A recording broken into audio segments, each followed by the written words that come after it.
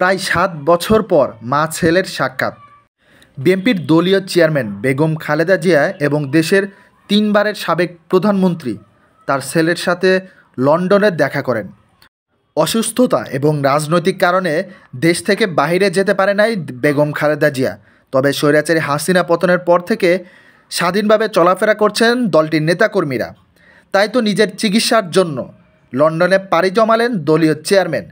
তবে সেখানেই ৭ বছর পর তার ছেলে তারেক রহমানকে দেখে কেঁদে ফেলেন বেগম খালেদা জিয়া।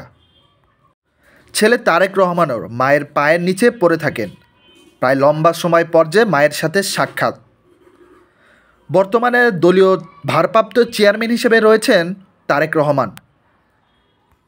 গুঞ্জন রয়েছে চিকিৎসা শেষে ঢাকায় ফেরার পথে তারেক রহমানকে দেশে নিয়ে আসবেন। এমনকি বিমানবন্দর থেকেই জনসম্মুখে ভাষণ দিয়ে সাধারণ মানুষের কাছে তুলে দিবেন তারেক রহমানকে।